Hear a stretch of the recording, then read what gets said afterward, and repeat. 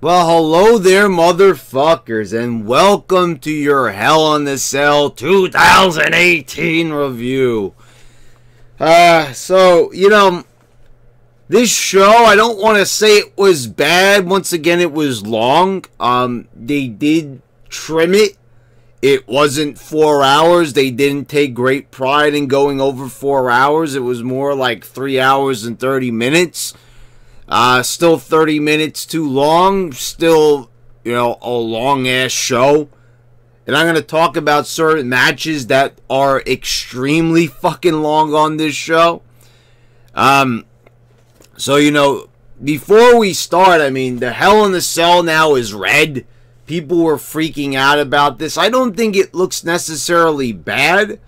I prefer the old look of the Hell in the Cell, just having a metallic look. I understand why they might want to make it red, because of the whole, hell element. And, that's understandable. It's a different look. I like that they kind of changed it up a little bit, Just like, you gotta think, the steel cage in WWE used to be blue. It used to be a thick blue barred cage, and then they made it more like a fence later on, so...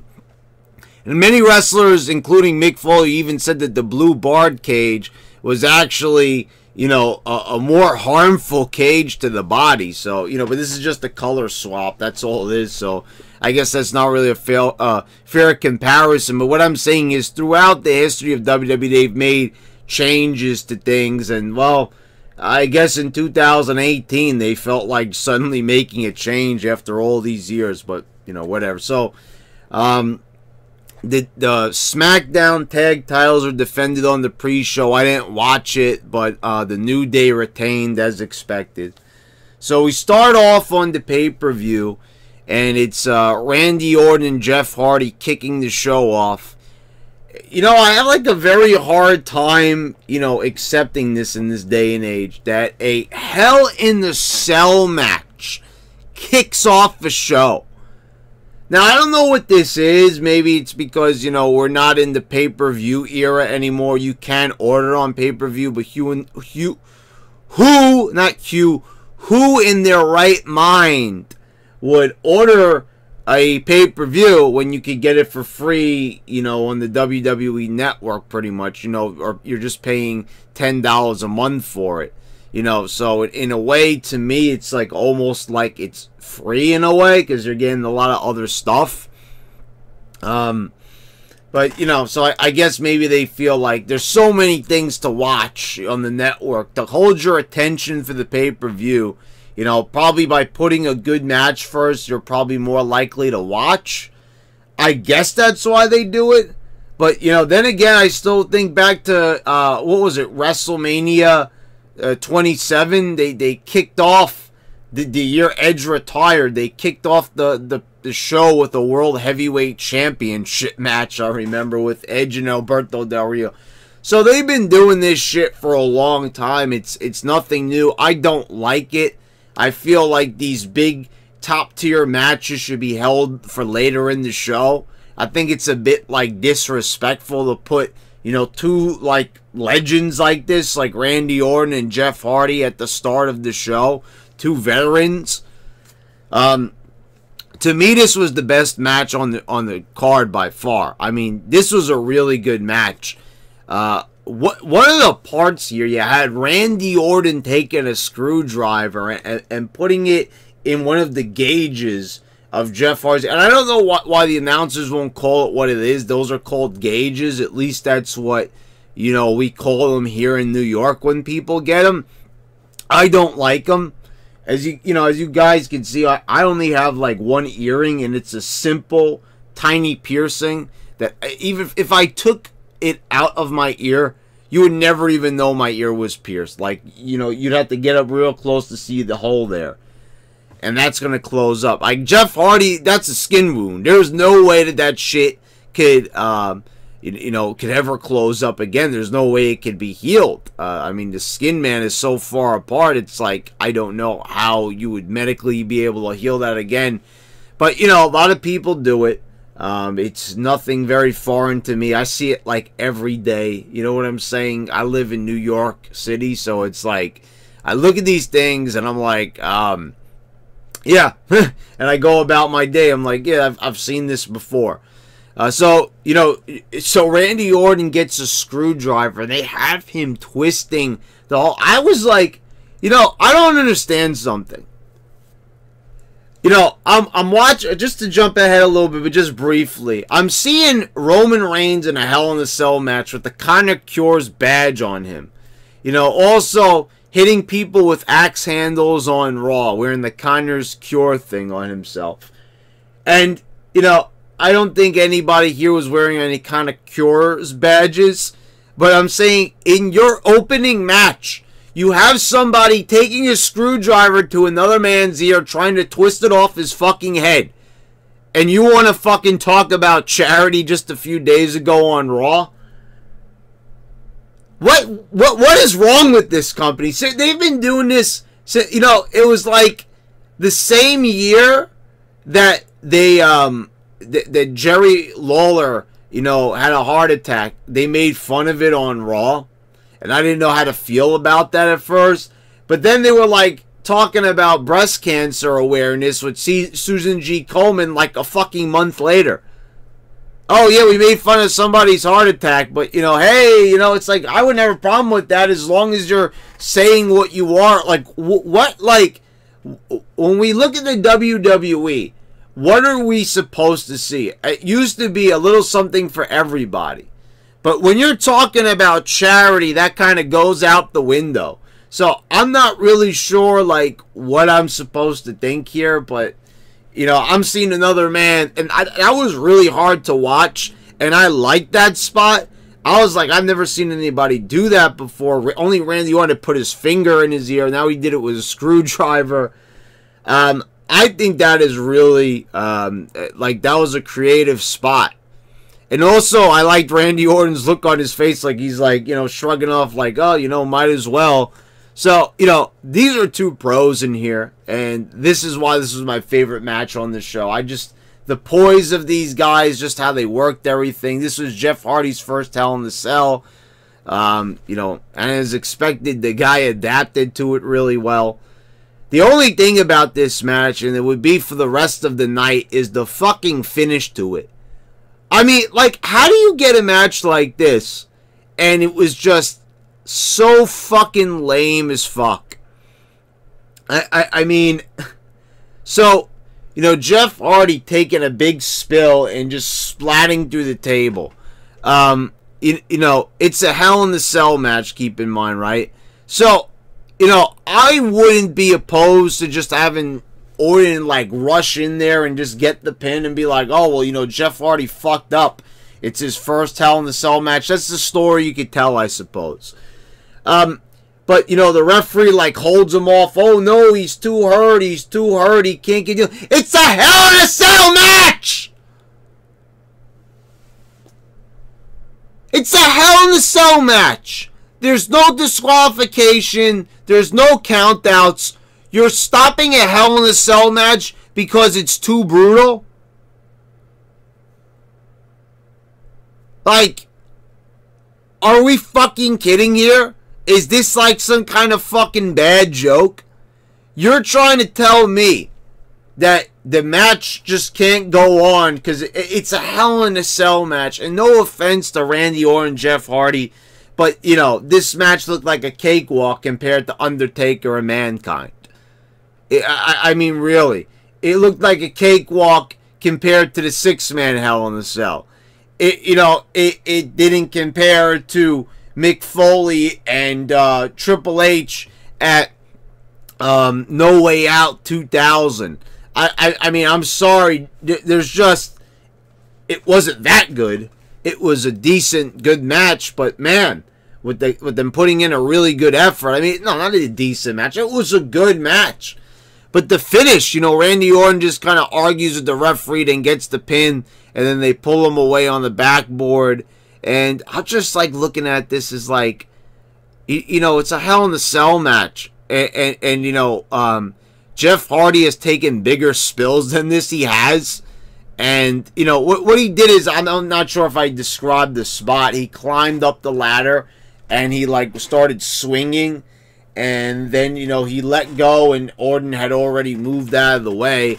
And he smashed through the table. And I was just like, you know, okay, great. Like, that would be great. You know, I thought something really cool would have been if Randy Orton jumped up and RKO'd him through the table. And, you know, you could say that that's too dangerous, but that wouldn't have even changed the spot at all, if you think about it, because he already went face first. And, you know, I don't know. I also thought you could have got through this match without a big spot like that, but, you know, it is a Jeff Hardy match. But, you know, they felt like they had to do it.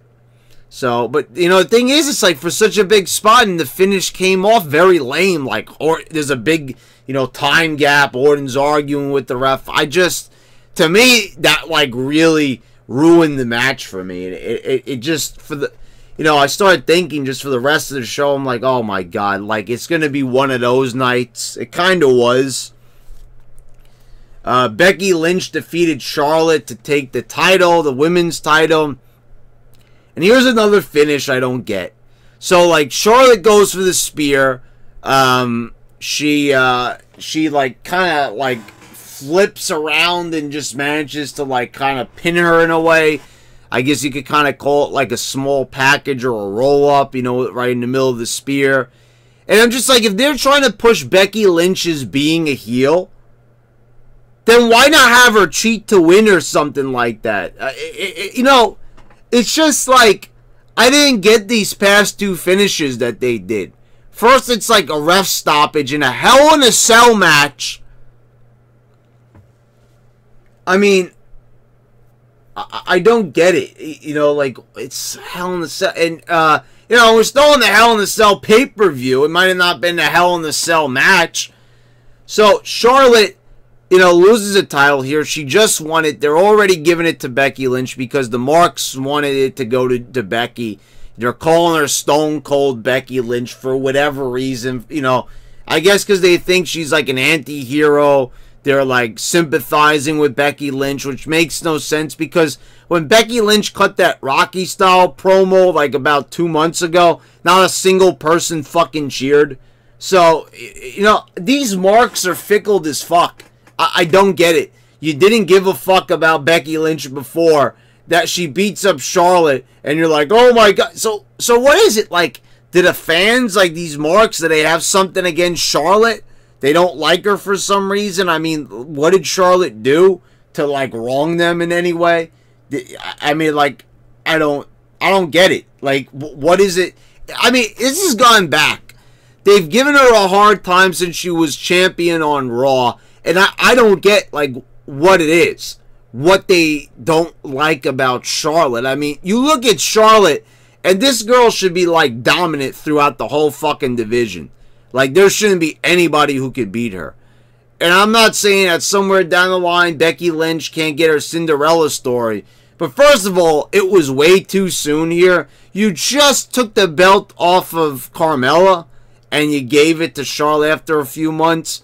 And you're just going to give the title right to Becky again? Like, there's no heat there. She won it clean. It's one thing if she stole it with a, you know, with like some cheating or something like that. But it was nothing. It's a flat finish. And that's it, you know, like, okay, so Charlotte went in to shake hands. Becky didn't want to do it. You're not taking my spotlight, she says, and she walks off. I'm like, there's no heat here. There's no heel heat. There's no heat for anyone. It's just like, it's just a fucking cold ass match with nothing to write home about. Drew McIntyre and Dolph Ziggler defeated Dean Ambrose and Seth Rollins. I'll be the first one to say that these guys worked their asses off in this match. My complaint? It was too fucking long! Oh my God, what was this match, like 40 minutes? Some wiseacre is going to come in here and say it was like 25 or something like that. I don't know. But there were kickouts out the fucking ass. That frog splash should be Seth Rollins' finisher for all intents and purposes. But, you know, like, there's this, like, I don't also get this. So there was, like, 2 roll-ups somewhere in the match, and there's a zigzag by Ziggler, which Seth Rollins kicked out, and Michael Cole sounds like he's gonna have a fucking heart attack.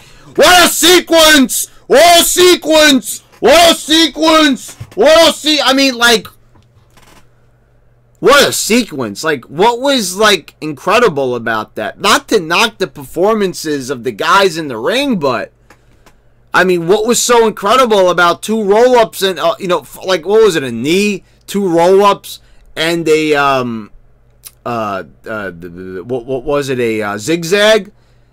Is that, like, something, like, out of the ordinary that we've never seen before?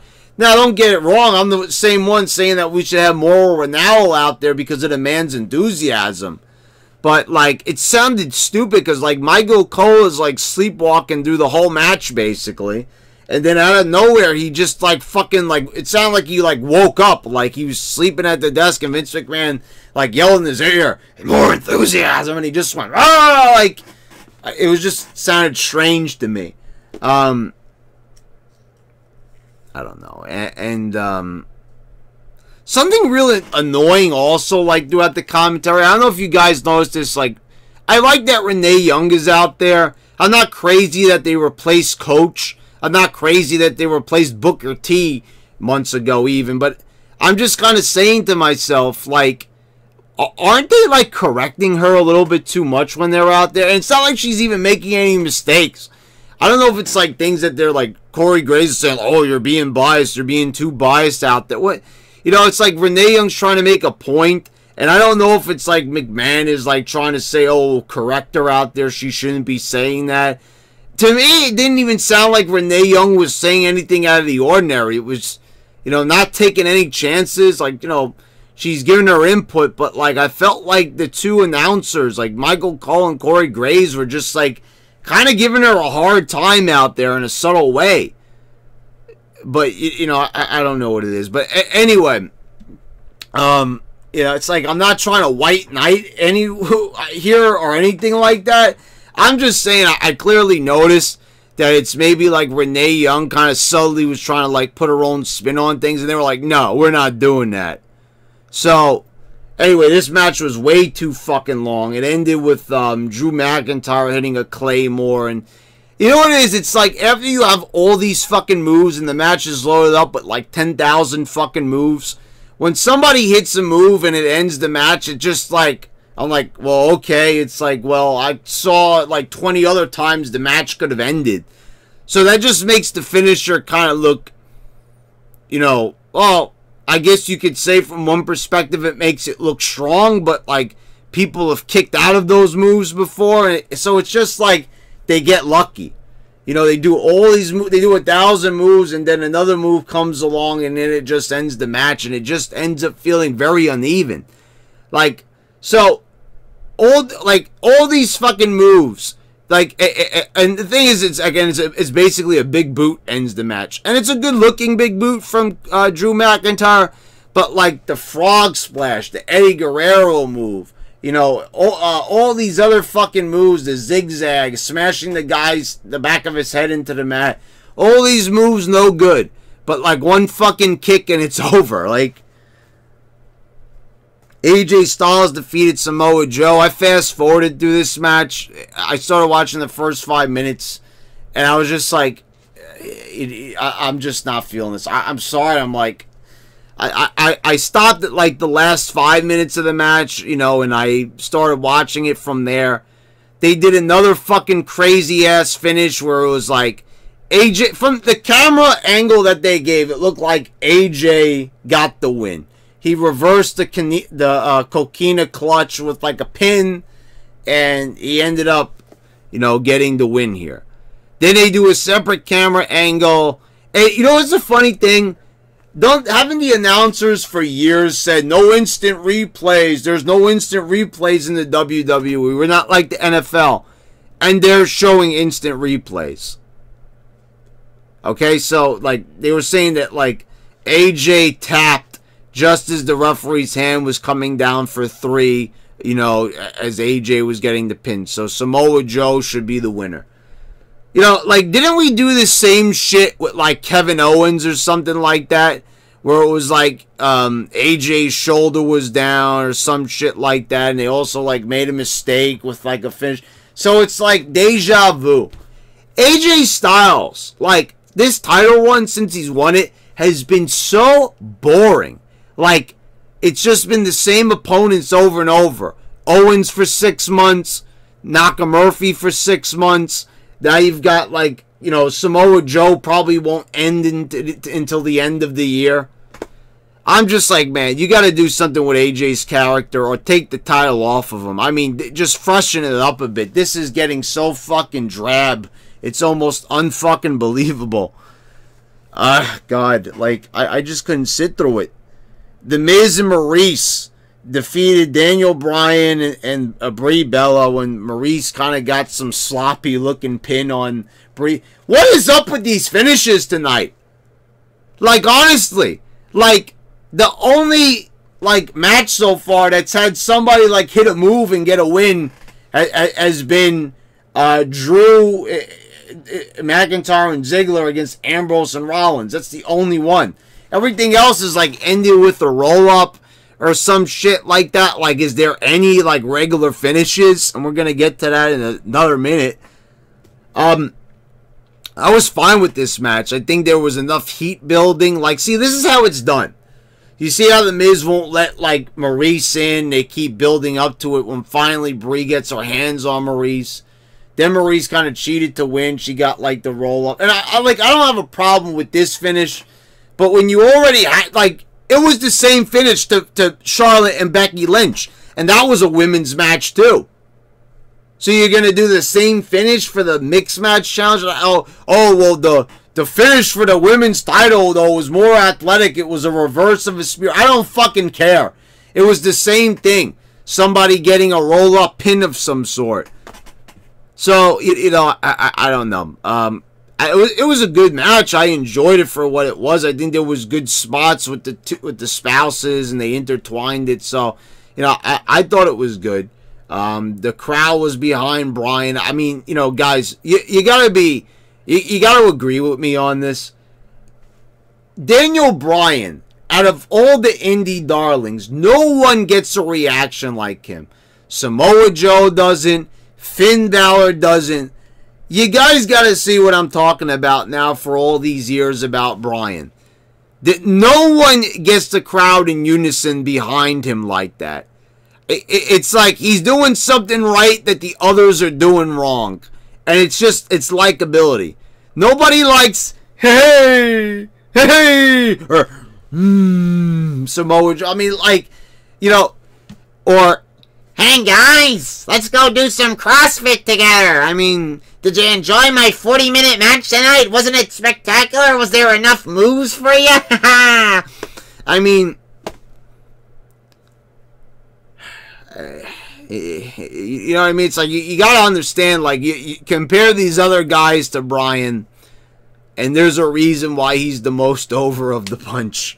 And if you can't see that, well, what can I tell you, really, you know? Ronda Rousey defeated Alexa Bliss. Good selling from Rousey here, I have to say. The only thing, like, where I have to say, was she out of her mind? I forgot to mention it before. Becky Lynch is doing an armbar in her fucking match with Charlotte. Like, I'm sorry, but I strongly agree with this opinion of how it was back in the day. If somebody on the card is going to do a finisher of some sort, that's a certain move, you should not be doing that move in your match when someone is going to get out of it. Now, you can make the argument that, well, it's Ronda Rousey, and she's a UFC champion, so she could apply the move more effectively. I don't fucking care. That is her move now. She's in the WWE. That's her finisher. Becky Lynch has a different move. She has a different submission move. She should not be doing the same move. Especially when Charlotte is going to reverse it and pick her up out of it and make the move look fucking weak. So she gets the win anyway. But I have to say, Alexa and Ronda Rousey, they did a great job like working this match. You know, Alexa kept kicking her in the ribs. It was, you know, it was a good way of making the playing field even. So I did like this. They did a good job of showing, like, well, in the first match, Rousey dominated. And see, this is how it's done. Hello? Hello? Seth Rollins, are you there? Hello? Yes, Brad, I'm here. Yeah, you see, did you watch the Rousey-Alexa Bliss match? No, I'm sorry. I was too busy doing some CrossFit backstage. Okay, well then, Seth, you should really watch the match with Ronda Rousey and Alexa Bliss, because see, that's how selling is done. That's how you properly work a match. It's not 1,000 moves in one fucking match. And even though you're trying to sell like a hurt knee, like your match with Triple H, you know, you can't be going up to the top rope and hitting fucking Phoenix splashes. Oh, but I love my Phoenix Splash. It makes me feel wonderful. Okay, yeah, I understand that, Seth, but, you know, it makes you look like a goddamn fucking idiot. Well, you don't have to yell. I'm sorry, I do, because, you know, this is how you should be. It's Ronda Rousey. She's a fucking rookie in pro wrestling, and she's showing up half the roster here with the selling. It's good. This is how it should be done. Someone kicks you in the ribs, you hold them, and you sell it throughout the match. God damn it. Fuck. So Rousey gets the win with the armbar. Roman Reigns and Braun Strowman in the Hell in a Cell match. So, like,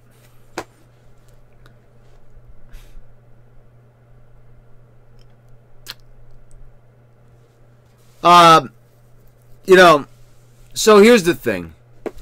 We've already seen enough of Seth Rollins and Dean Ambrose for the night. We've already seen enough of Dolph Ziggler and Drew McIntyre. We saw them for fucking 35 minutes out there in a fucking match. So, the match is going on, and I don't know what happens, like, in the ring, but, like, all of a sudden, like, everything just stops dead. And Drew McIntyre and Dolph Ziggler start having their own match, like, on top of Hell in a Cell. And I'm just like, how about the guys in the ring? Like, they're fucking killing themselves trying to do this good match, and it's coming across well. You know, we got a nice little paced match in here, and I'm thinking it's doing pretty good.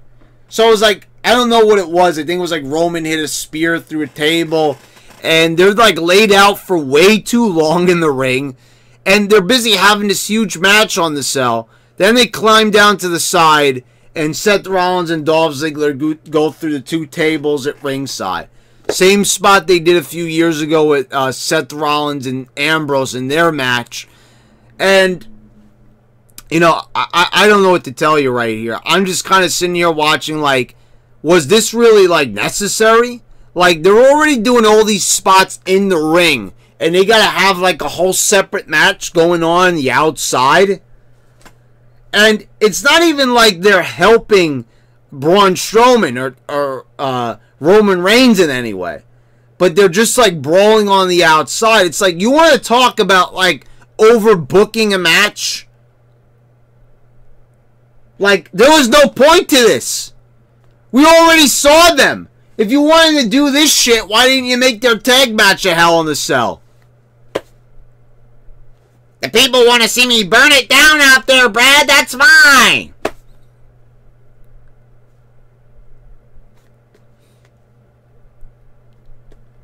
God damn it. Like, and also, like, Michael Cole's reaction is they, like, put their bodies on the line going to the tables.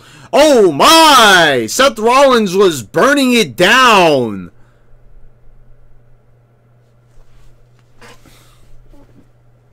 Oh, God. Why?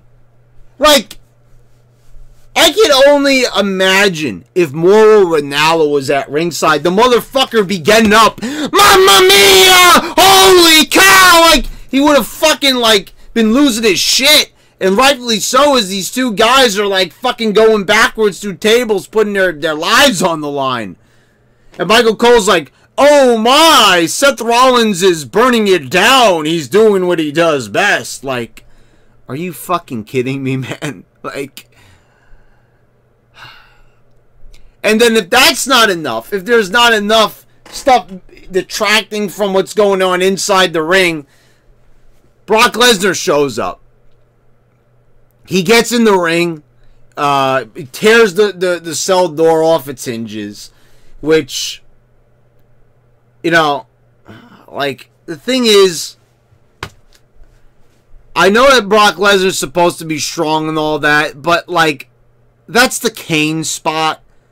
And it should only be that, like, he kicked the door in. And, you know what I mean? It's still the same thing. It's like, he didn't tear it off the hinges. I should say, like, he kicked the door off its hinges. It's just saying, I think that should be reserved for Kane. Like, he should be the only one ripping the door off the cell or getting it off the hinges.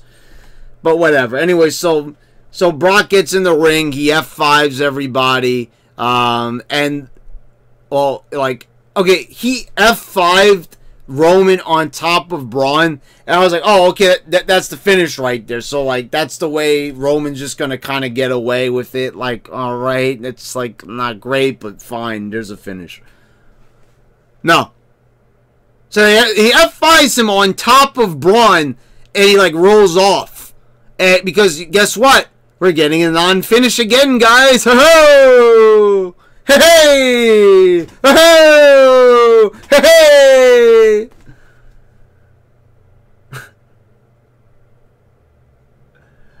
So, the opening match was pretty much a non-finish. You know, like, right? Just like Randy Orton kind of getting a quick win. So, it was pretty much almost a non-finish.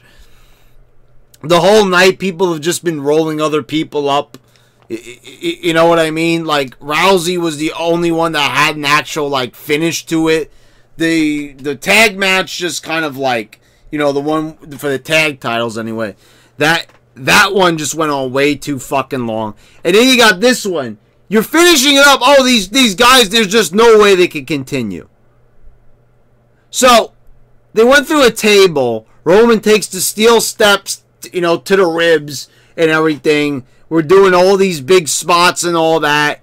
And, you know, also, like, when Roman took the power slam during the match and he kicked out, like, Michael Cole's just like, well, he kicked out. Like, he just kicked out of his fucking finisher. Are you going to put that over? No. What was wrong with Michael Cole? Was he, like, asleep or some shit? Honestly, the only one that was, like, on tonight was Renee. Renee Young was the only one, like, fucking saying shit, like, you know, sounding like she was somewhat excited. And I guess that has to do with her being the newest one there. Everyone else is like, fuck this shit. I mean, if your attitude is fuck this shit, then it's time to fucking get out of the commentary booth. Because, I don't know what it is, but man, like, Michael Cole didn't sound like he gave a fuck about anything. You know, oh, he's burning it down tonight as the guys go crashing through fucking tables at ringside. Oh, my God. So, yeah. So, the match just ends. The EMTs come out. And, like, that's the end of the pay-per-view. Yeah, just so there was no finish, guys. They're just ending it. They just end the match. That's it. There's nothing to it after that. It ends. Oh, you guys wanted to see a finish? Too fucking bad. Like, are they fucking, like, out of their minds? Like, what were they thinking on this fucking pay-per-view? With all these non-finishes, like, all these matches, you're not going to get a finish. It's just like, oh, well, there you go. There's your match. You know, we're going to give all these spots. After all that shit, after all they did with people on top of the cell, Brock Lesnar kicking the door in, you're not going to even have the decency to give us a finish after fucking 35, 40 minutes out there? If they're fucking half an hour, there's no finish?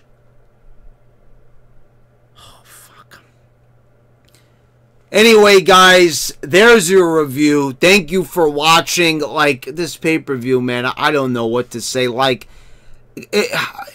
oh my God. Like, watching these things, man, like, it gets to a point where you just have to, like, say, like, enough is enough already with this shit. It's fucking horrible. Even when there is something good, like, the match is good, it's like they fucking ruin it. Just like, oh, you're not doing a finish. Like, what goes through their head? Don't they think that, well, this might, you know, come across as a bit lame? And it was pretty fucking lame, to say the fucking least. So, guys, some people are telling me that they, like, been unsubscribed to the channel. Guys, check to see if you're still subscribed. See, because sometimes I see I lose subscribers, and I'm not sure if that's because people get, like, angry with me and they disagree with something I say, or they don't like the content, or, you know, how the content is being provided on this channel. So, you know, just make sure that, like, your unsubscription is legitimate, and if you do want to be subscribed to this channel, make sure that you are, and click the bell so you get notifications when I post all my new videos. And you can check out the videos that I have posted right here. Check out some of these. I'm sure you'll enjoy them. And yeah, guys, thank you for watching. This has been your YWC champ, and I'm signing out.